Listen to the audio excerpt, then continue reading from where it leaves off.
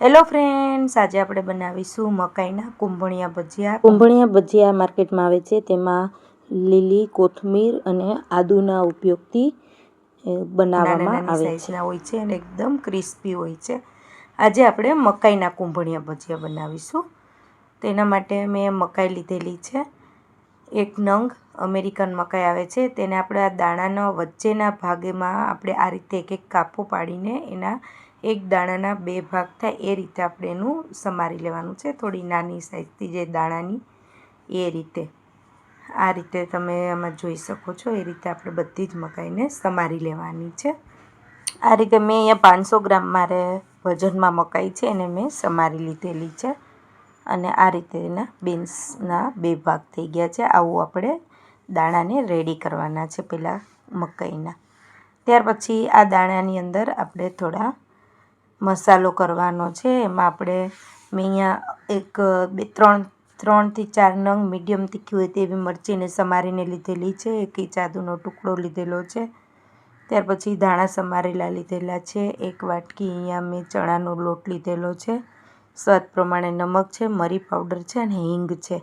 આ બધી જ વસ્તુને આપણે આની અંદર એડ કરી દેવાની છે. અને આ બધા જ મસાલા એ બી આની અંદર એડ કરીશું. મીઠું, હિંગ અને મરી પાવડર અને ધાણા. ત્યાર પછી આપણે જે ચણાનો લોટ રેડી રાખેલો છે એક બાઉલ ભરીને, તે આપણે આમાં થોડો એડ કરતો જવાનો છે. અને આપણે આ રીતે આમાં આપણે પાણીનો ભાગ સહેજ બી એડ કરવાનો નથી, કારણ કે મકાઈ એટલું તો પાણી છોડે છે. એટલા માટે થોડો લોટ એમાં એડ કરતા જવાનો થોડો. અને ત્યાર પછી આ રીતે આપણે લોટ બાંધીએ એ રીતે આપણે એને મિક્સ કરી લેવાનું છે. તમે આમાં જોઈ શકો છો તે રીતે. અને આપણે એનું બાઇન્ડિંગ આવે એટલો જ લોટ આપણે એડ કરવાનો છે. એટલે મેં અહીંયા એક મીડિયમ સાઇઝની આ વાટકી છે તેમાં ચણાનો લોટ એડ કરેલો છે. અને એમાં એકદમ ક્રિસ્પી કરારી થાય એટલા માટે આપણા આ ભજીયા કુંભણિયા, એના માટે મેં 2 ચમચી ચોખાનો લોટ આમાં એડ કરેલો છે. અને 1 ચમચી જેટલો લીંબુનો રસ એડ કરેલો છે. હવે આને આપણે થોડી વાર બી નથી રાખવાનું. આપણે આ મિશ્રણને હવે આપણે આ રીતે રેડી થઈ જાય એટલે આપણે આને તરત જ આના ભજીયા બનાવવાના છે. નાના કુંભણિયા સાઈઝના આ રીતે બાઇન્ડિંગ આવે એ રીતે તમારે લોટને એડ કરવાનો છે. કુંભણિયા ભજીયા નાની સાઈઝના હોય છે. એટલે મેં આ રીતે 2 આંગળીની મદદથી થોડું બેટર લઈ અને મેં આ રીતે ભજીયાને પાડેલા છે. અહીંયા મેં એક ફ્રાય પેનમાં તેલ ગરમ કરવા રાખી દીધું છે. સહેજ પહેલાં આપણે બેટર એડ કરવાનું છે. તેલમાં જો થોડું ઉપર આવે એટલે આપણું આ તેલ પરફેક્ટ આવી ગયું છે. ત્યાર પછી આ રીતે નાના ભજીયા આપણે બધા ફ્રાય પેનમાં પાડી દેવાના છે. અને મીડિયમ ગેસ ઉપર જ આપણે ફ્રાય કરવાના છે, જેથી એકદમ ક્રિસ્પી કરારા બનીને આપણા આ મકાઈના કુંભણિયા ભજીયા રેડી થઈ જાય. અને આમાં કોઈ સોડાની કોઈ જરૂર નથી પડતી. તો બી એકદમ અંદરથી સહેજ પોચા અને બહારથી એકદમ ક્રિસ્પી કરારા એવા આ ભજીયા બનીને રેડી થાય છે. ફ્રેન્ડ્સ, તમે એક વખત આ રીતે બનાવશો એટલે હર વખત આ જ રીતે તમે મકાઈના કુંભણિયા ભજીયા બનાવશો. બીજા ભજીયા ભૂલી જશો એવા સરસ આ ક્રિસ્પી અને કરારી બનીને રેડી થાય છે.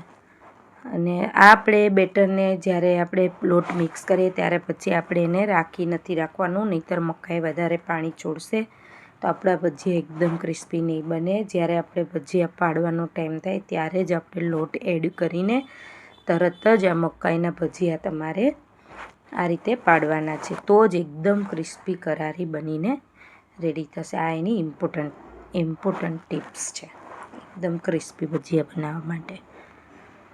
ફ્રેન્ડ્સ, આ રેસીપી તમને સારી લાગે તો મારી ચેનલને જરૂરથી લાઇક, સબસ્ક્રાઈબ અને શેર કરજો. આ રીતે મેં અહીંયા બધા જ મકાઈના ભજીયા મીડિયમ ગેસ ઉપર ફ્રાય કરેલા છે. એટલે એકદમ ઉપરથી ક્રિસ્પી થશે અને અંદરથી એકદમ સોફ્ટ થશે. અને બિલકુલ તેલ ના ભરાય એ રીતે પરફેક્ટ તમારા મકાઈના અહીંયા મારી ટિપ્સ સાથે ભજીયા બનાવશો મકાઈના આ રીતે, એટલે તમારા પરફેક્ટ ભજીયા બનીને વરસાદની સિઝનમાં ખાવાની મજા પડી જાય એટલા સરસ બનીને રેડી થશે. ફ્રેન્ડ્સ, હવે આપણે અહીંયા મકાઈના ભજીયા સાથે સર્વ થતી એક ગ્રીન ચટણી રેડી કરીશું. એમાં મેં આદુ, મરચાં, આખું જીરું, સ્વાદ પ્રમાણે નમક, લીંબુનો રસ, ધાણા અને થોડો ફુદીનો એડ કરેલો છે. ફુદીનો ઓપ્શનલ છે, તમારી પાસે હોય તો તમે એડ કરી શકો છો. આ રીતે આપણે બધી જ વસ્તુ એક મિક્સર જારમાં એડ કરીને ત્યાર પછી થોડો બરફ આપણે આમાં એડ કરવાનો છે, જેથી આનો એકદમ ગ્રીન કલર આપણે જળવાઈ રહે. આ રીતે મેં થોડો બરફનો ક્રશ કરીને આમાં એડ કરેલો છે. અને હવે આપણે અહીંયા આ ચટણીને પીસી લેવાની છે મિક્સર જારમાં. તમે આમાં જોઈ શકો છો આ રીતે એકદમ ગ્રીન ચટણી મારી અહીંયા પરફેક્ટ બનીને રેડી થઈ ગઈ છે. હવે આપણે આ ભજીયાને ચટણી જોડે સર્વ કરી શકીએ છીએ. તમે જોઈ શકો છો આવી ચટણી તમારે રેડી કરવાની છે ભજીયા સાથે સર્વ કરવા માટે. અને આની જોડે તમે સોસ કે ત્યાર પછી મીઠી ચટણી પણ યુઝ કરી શકો છો, તો જેવો તમારા ટેસ્ટ મુજબ. અહીંયા આપણા મકાઈના કોંભણિયા ભજીયા સાથે ચટણી રેડી છે.